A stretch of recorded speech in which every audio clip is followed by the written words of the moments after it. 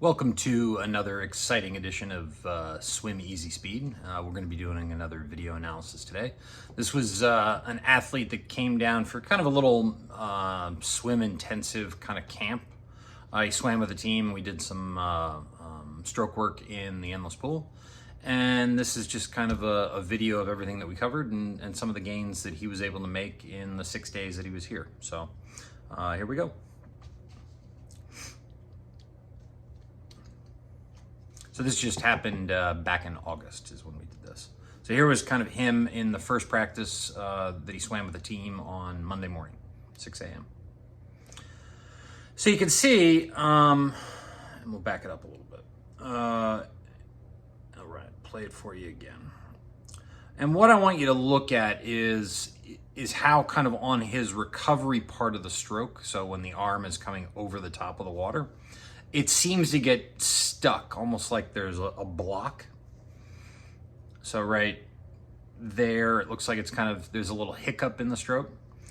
And, you know, typically it's a fairly common kind of movement pattern that I see with triathletes. And it's typically the result of kind of the hips, everything in the hips being really, really tight. And it can come from a bunch of different things. So it can come from, you know, if you've got a desk job and you sit too long at your desk all day, those hip flexors can get short and tight. If you're kind of under recovering, so if you're doing more work over the long term than you probably can adapt to, that'll typically get really, really tight. If you don't have a really good mobility program or a strength and conditioning program in place, that can happen also. You know, if you're cycling a lot, you know, running a lot, those hip flexors can get really, really tight and short. Or if you've got an injury in that area, which isn't uncommon. And as it turned out, this athlete had a couple of those things going on, but an IT band issue on the left side. So you can kind of see how that plays out in the stroke. So, you know, his tempo is kind of slow. His tempo is like, I think in this video is like 2.4. You know, typically what we see is for the best open water swimmers, they can have tempos anywhere from ranging from about 1.2 to about 2.0. You can see that at Ironman at Kona, for instance, the tempo of the guys in that front pack is usually somewhere between 1.3 and 1.5. You can have kind of outliers on both sides. Like I've seen as fast as 1.1, 1.2, and 1.7 kind of as the slower end. So his is 2.4, so it's way outside of kind of what would be considered to be efficient, and just creating too many kind of dead spaces in a stroke. But that's not actually the first thing that we go about trying to work on with him. So you can see kind of here coming back, you know, his hips are kind of going side to side. You know, from the side here, he looks pretty good. You know, the body position is pretty good. He's long on the water. You can see kind of a little bit that the hip pops up on the one side and not on the other. So he's having a tough time getting to that one part of the stroke. So here was actually the first session in the endless pool we did.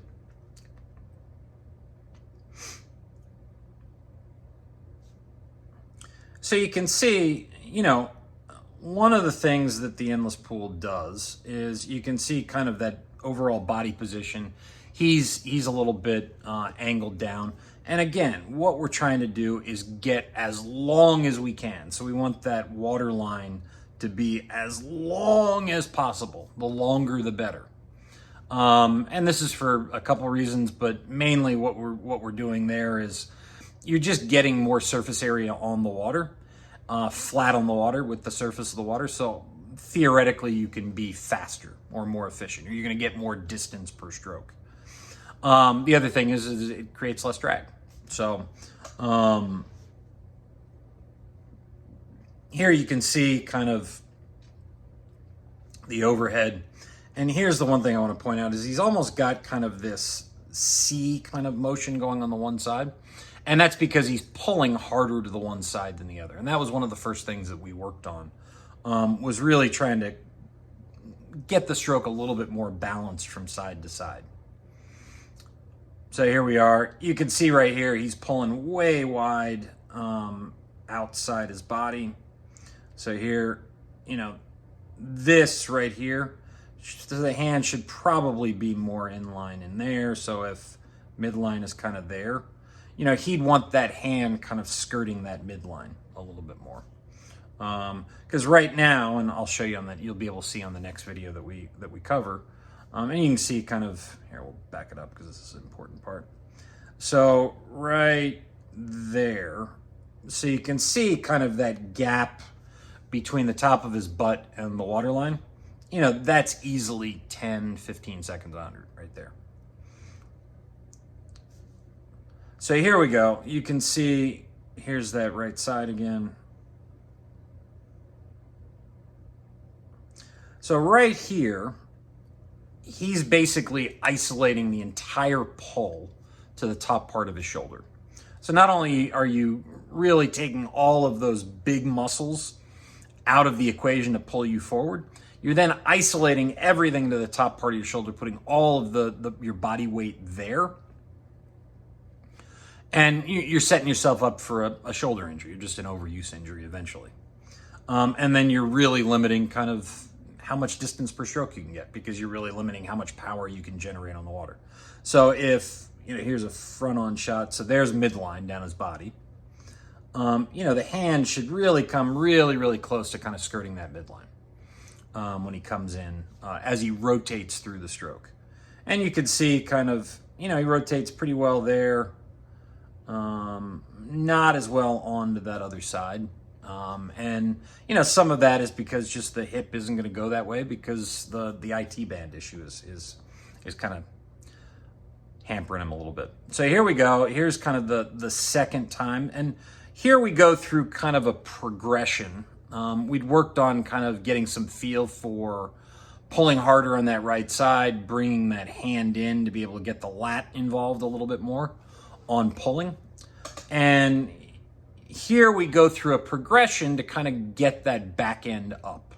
And what we do is we go through a progression of using the mortar, which is a weighted pull buoy, and then the Aquavolo paddles, which are really they're gonna help you get into a high elbow catch a little bit sooner. So mortar is gonna kind of make you engage the core a little bit more, try to bring that back end up. And then the paddles at the front are going to put you into that high elbow catch a little bit sooner.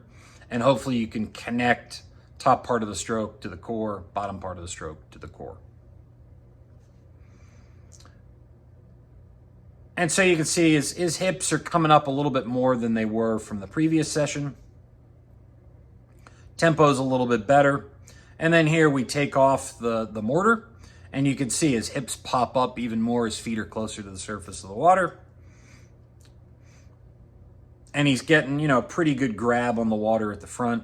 Wrist is below elbow, elbow is below shoulder. So then here's a comparison of his first swim, first session kind of that we did together, and what he looked like in the swim. And then the very last swim that we did of the last session. And you can kind of see the difference.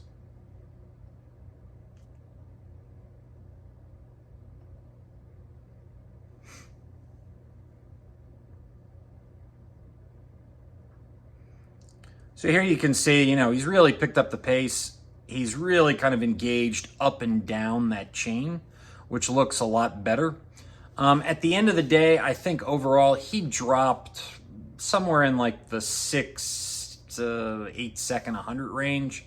I know that he reported that, you know, times that would have been all out sprints when he first got here were kind of like 75, 80% effort kind of deal. So, yeah, he made a lot of progress in a very short period of time, but, you know, we swam, I guess he swam 7 times in that 6 days that he was here.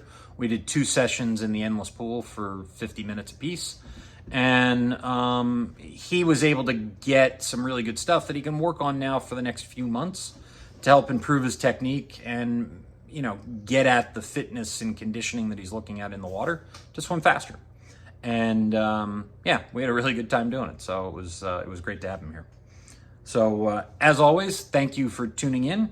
And if you have any questions, please let me know. Otherwise, like, share down below.